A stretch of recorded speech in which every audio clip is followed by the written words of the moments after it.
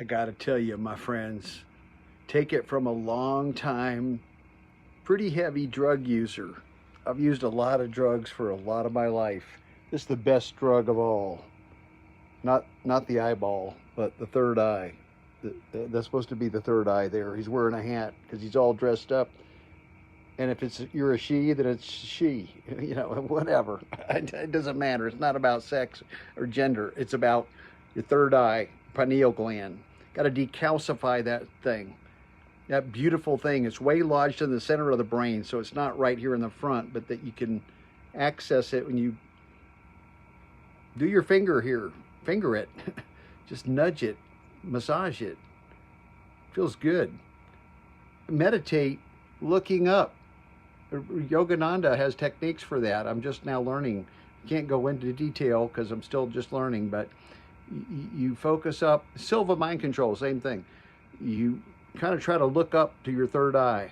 Feels weird, but you can do it. But decalcify, detox, that's the best way. Turmeric, I've heard of putting a turmeric paste up here. Turmeric and water, just smear it up here. I've done that a few times.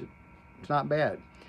A little mild psychedelic usage can enhance it. DMT, mushrooms, good psilocybin mushrooms. LSD, maybe not as much, but more organic, natural substances, which DMT is organic, it's natural substances in thousands of different plants, animals. It's in your pineal gland. It makes DMT.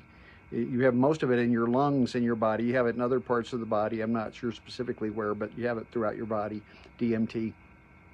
But it's not about drugs. I'm trying to get off the drug bandwagon here, talking to you about drugs. It's not really about using drugs. You can, but that's just going to give you a little glimpse. The best way, really, I believe, detoxing and meditation, good exercise.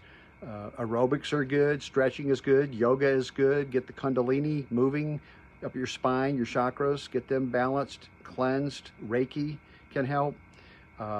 Use some weights, lifting some heavy weights now and then, moderate, heavy, whatever you can handle. That's good.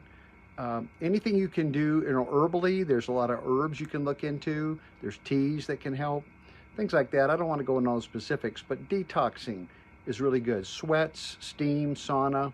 You'll feel amazing once you get off drugs. Listen, I took drugs for about most of my life, started at about age 5 or 6. I got hooked on caffeine and sugar. That was my introduction, my gateway drug, caffeine and sugar.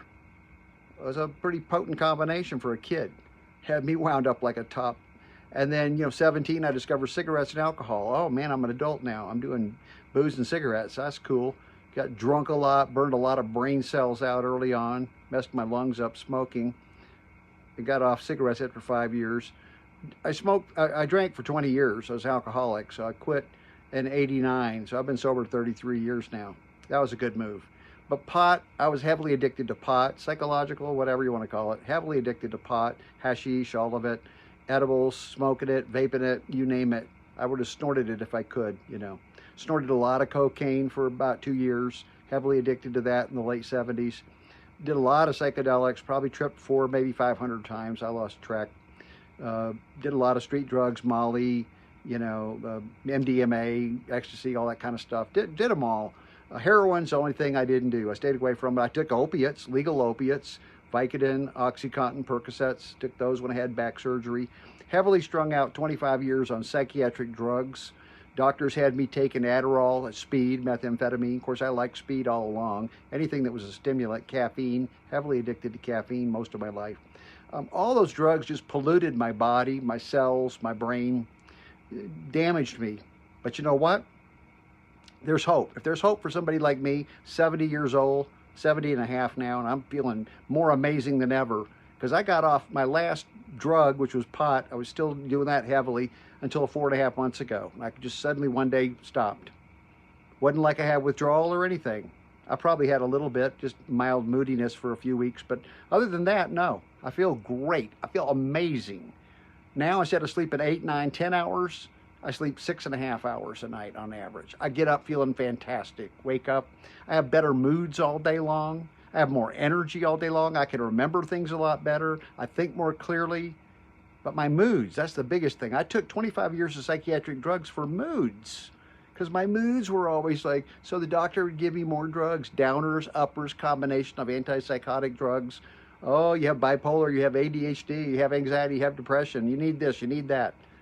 No, I didn't need any of those damn drugs. None of them. I would have been much better off with none of them. But I self-medicated for years with drugs. That was a mistake.